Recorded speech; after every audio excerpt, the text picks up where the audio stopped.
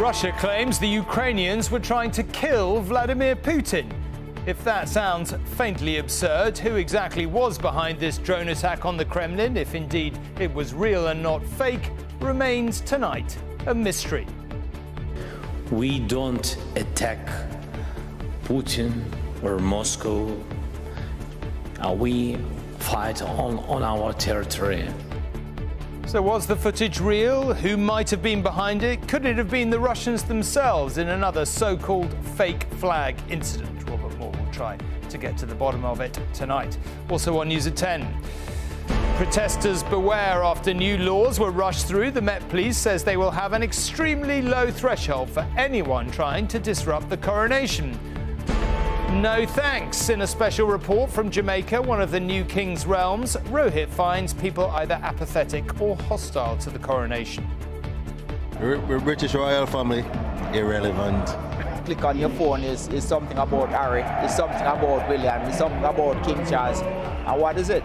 Nothing positive. Time to stop the fraudsters. The government launches a new strategy, and why champagne bubbles could help unlock the secrets of the ocean deep.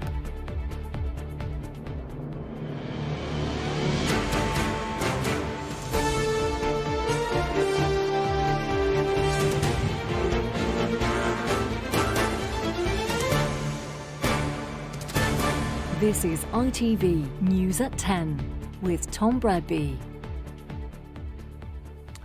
Good evening.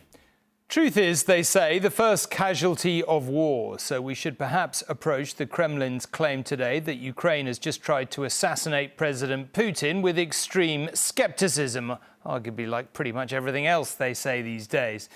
Nevertheless, there doesn't seem a huge amount of doubt that there was some kind of drone attack in the early hours of this morning. The Russians released footage of it and claimed 2 drones were intercepted as they flew towards the Kremlin. They immediately branded it a planned terrorist attack and an attempt by Ukraine on the life of President Putin, even though he wasn't actually in Moscow at the time. Ukraine's President Zelensky denied his country had any involvement. The US says it's treating Russia's claim with caution, all of which leaves one obvious question. Who was really behind it? The Kremlin in Moscow is the historic symbol of Russian power and impregnability. It means quite literally citadel or fortress. And so this video of an alleged aerial attack is particularly shocking.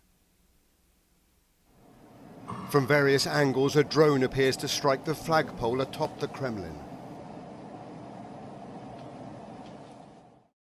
On the extreme left of the screen, a second drone attack was filmed. A fire burning on the domed roof. It is possible this was some kind of a false flag operation, providing an excuse for a Russian escalation in Ukraine.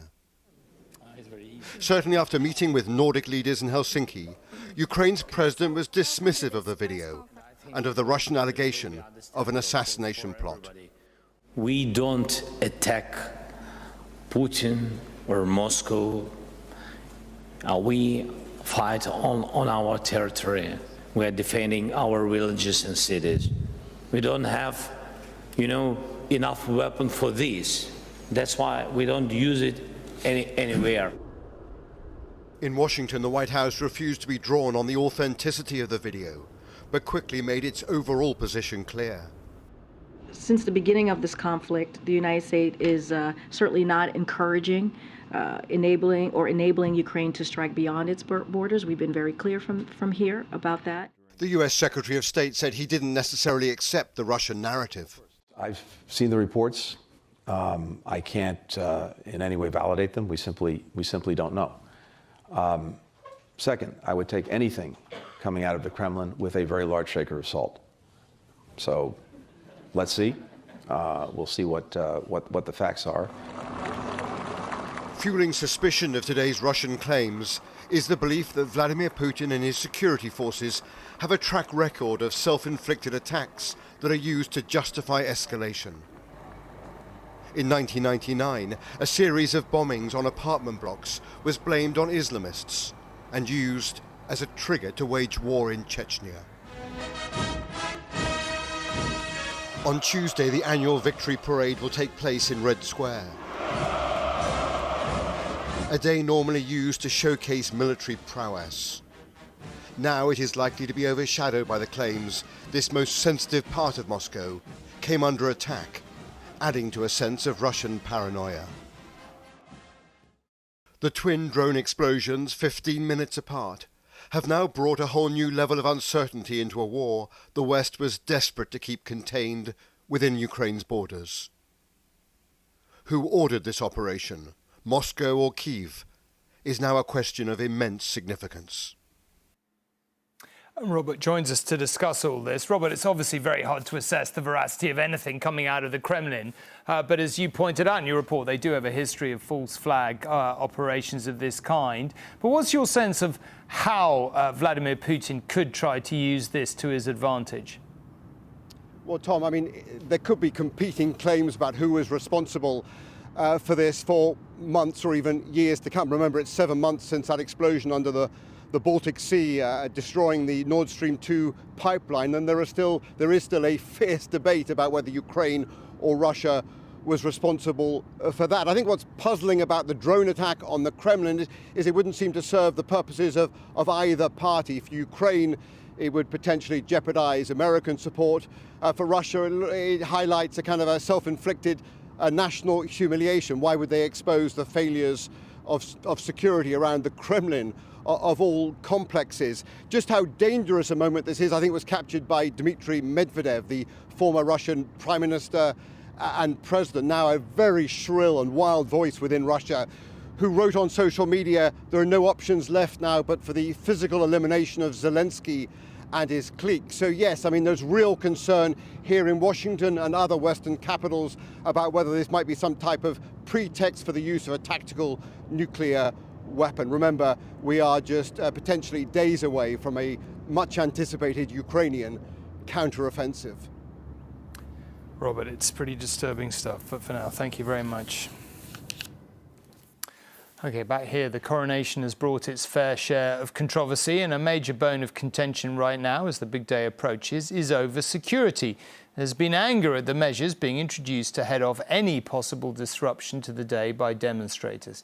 Police say they will have an extremely low threshold in dealing with any disruptive protesters, with more than 11,500 officers on duty.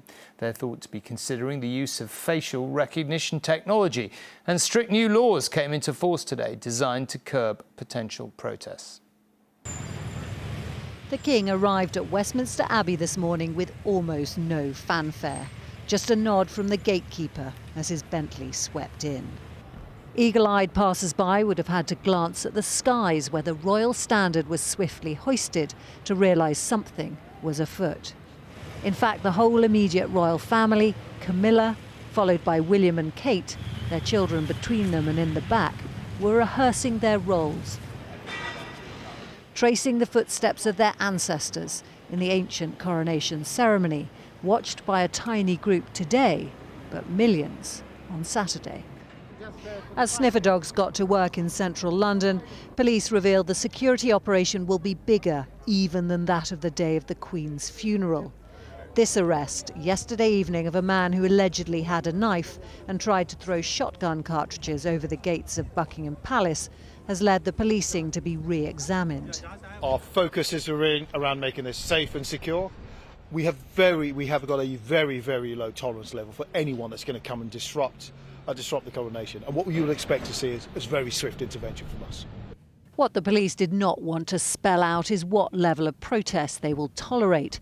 Controversial new laws giving them greater powers to break up protesters have only just come into force. Groups like these anti-monarchists say that will not put them off. The main objective of most protests, of course, is to be noticed, to be in the media and to get your message across. So I think that if we've got over 1,000 people there, we'll be happy on the numbers. It's these sights that the palace hopes will provide the lasting memories of the day.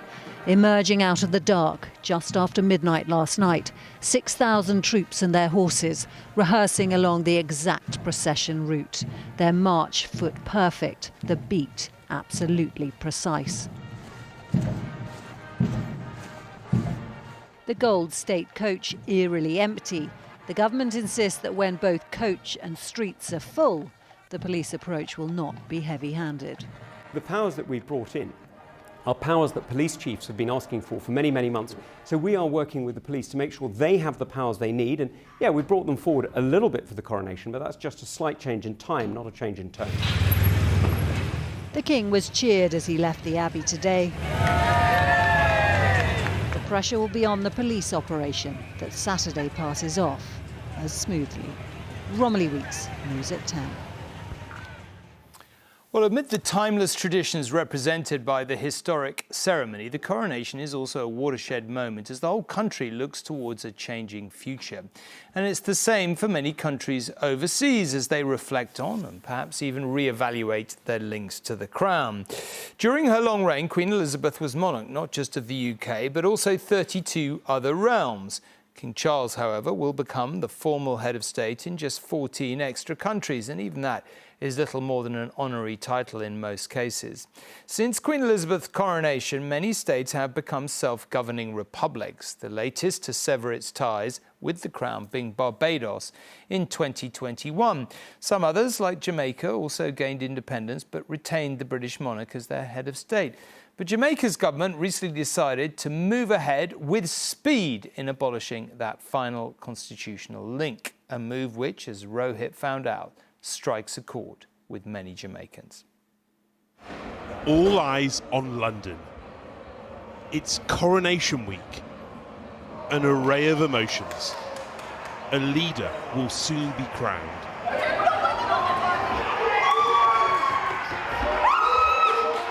But this is football, and this is Jamaica, where Arsenal and Chelsea are much bigger than Charles and Camilla. Do you care more about the English Premier League or the British royal family?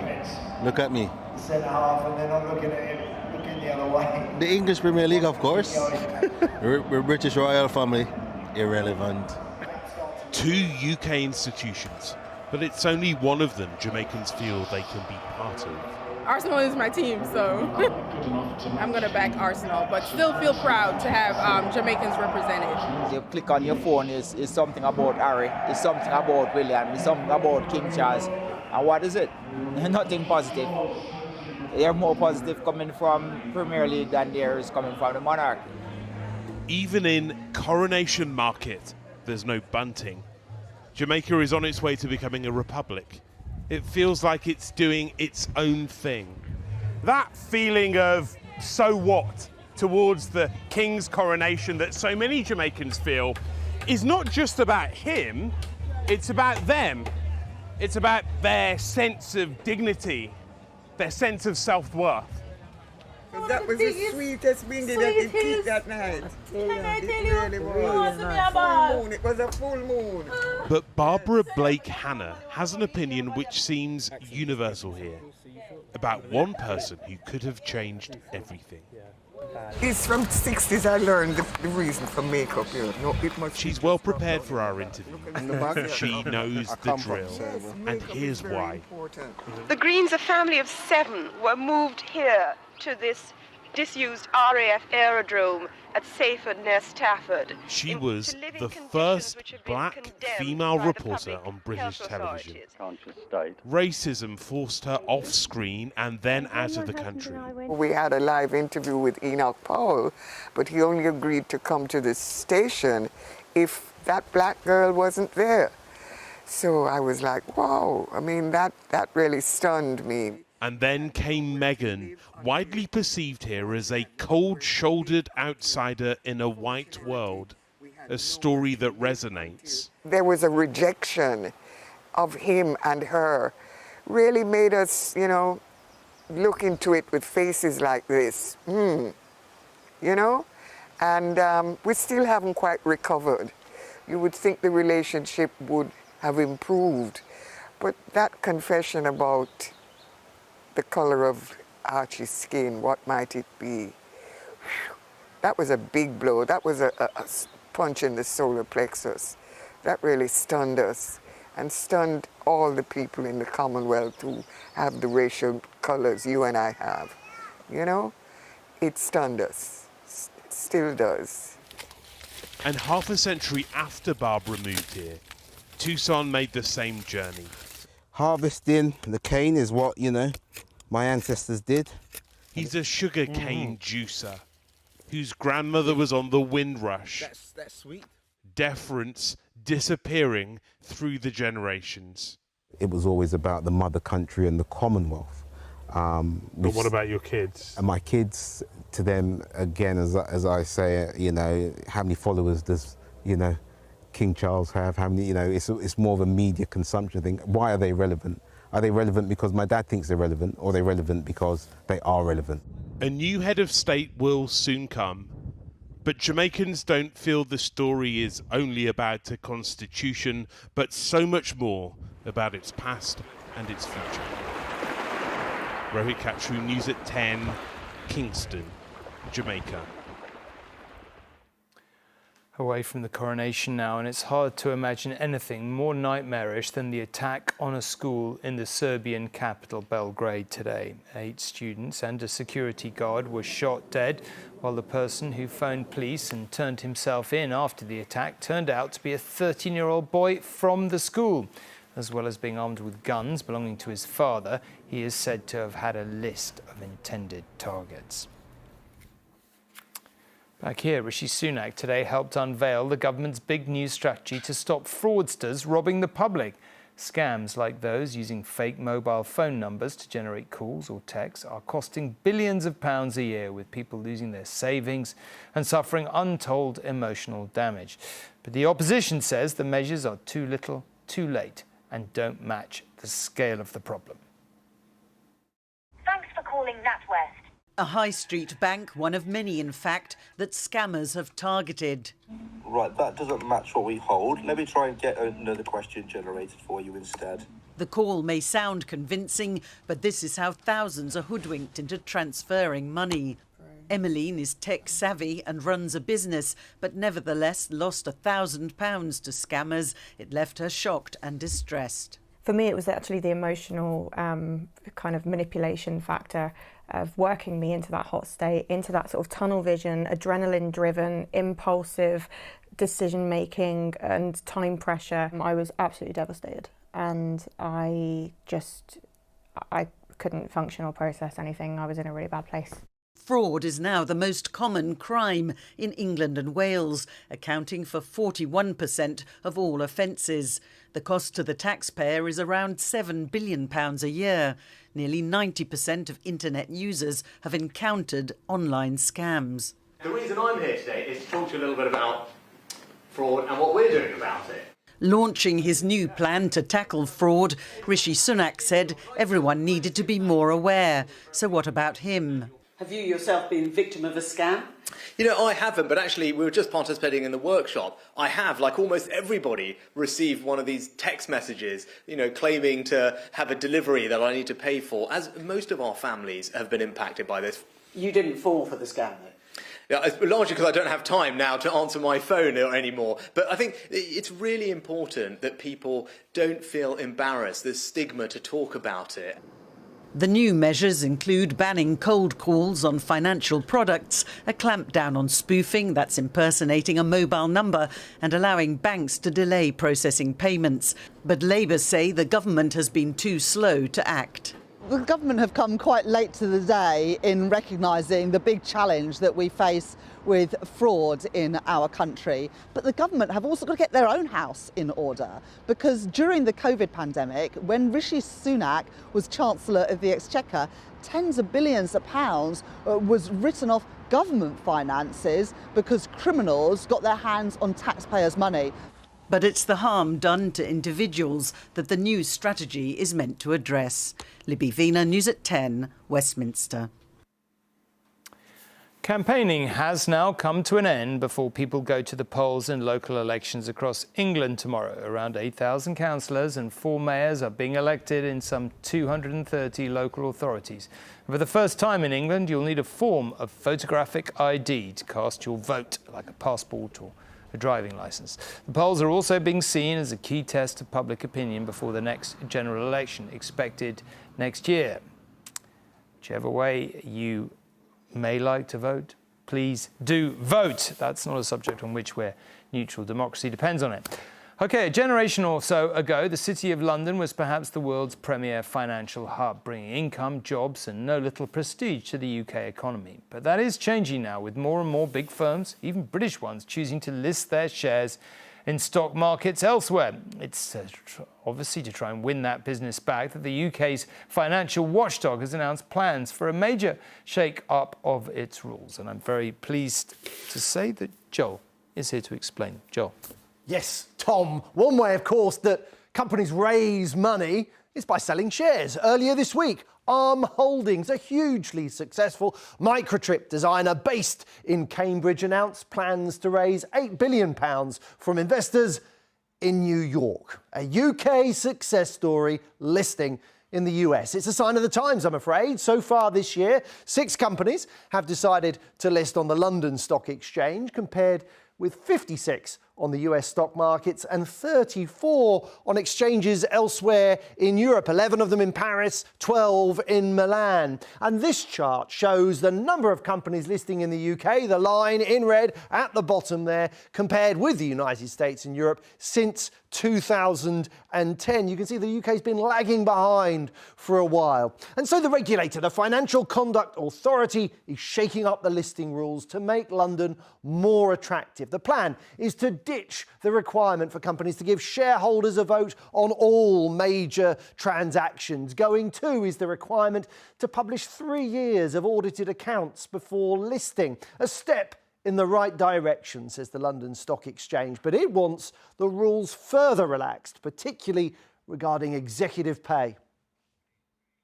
So normally when a company lists overseas, what you often see is that their incorporation will move with them, their headquarters will move with them, the management team will move with them, the tax revenue moves with them. And so that's why it's so important that the UK capital markets can fund companies through all stages of their life cycle. London faces other challenges too. Remember Deliveroo's stock market debut here 2 years ago? A complete shambles. UK investors publicly criticised the way the company treats its riders. The share price tanked on opening. Not a great advert. A buzzing stock market creates a buzzing economy, or so the thinking goes. Earlier this year, the Chancellor announces Edinburgh reforms to revive the City of London as a financial centre. And little wonder, 1 million people across the UK are employed in financial services, high-paid, highly skilled work. The sector makes up just over 8% of the UK economy and generates, get this, 10% of the government's total tax receipt. This is about prestige. It's also about economic growth, and it's about trying to secure an economic benefit from Brexit, which Arm Holdings blames Tom in part for its decision to list in the United States. OK, Joel, well, looking over at the US tonight, the Fed obviously raised rates. What does that mean, in terms of the US economy, and what impact might it have here on the bank? I think we're going to see more of the same. And the Federal Reserve, the central bank in the United States, looked at the headline rate of inflation over there, 5% in the US, half the rate we've seen over here, but well above the target rate. Interest rates have gone up for the 10th time in just over a year. Tomorrow, I'm afraid, the European Central Bank is expected to raise interest rates across the Eurozone economies. And next week, the Bank of England is betting that the investors are betting the Bank of England will do exactly the same.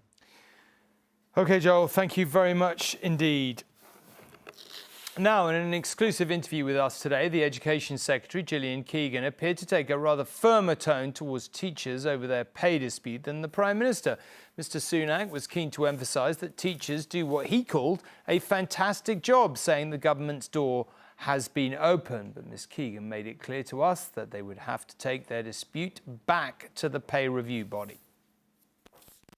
The Education Secretary was scattering wildflower seeds in Richmond Park today. My mum will be very proud of me because she did horticulture.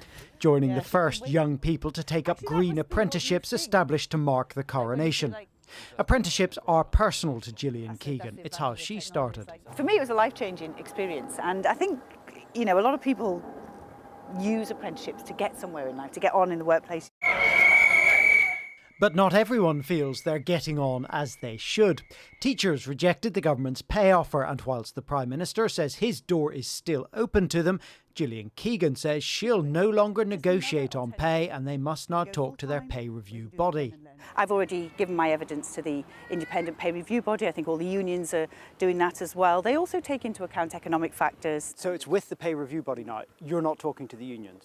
Well, I mean, I talk to them, but we're not having negotiations. So the Prime Minister's wrong to say that your door is open? Well, we are, you know, our door is always open, but right now, when... But it's not if you're sending them to the pay review body. Well, that's the process that we're in place. So, you know, it makes sense now that we both, you know, sort of put our evidence in, and then an independent person looks at all of that and then we'll come up with their recommendations.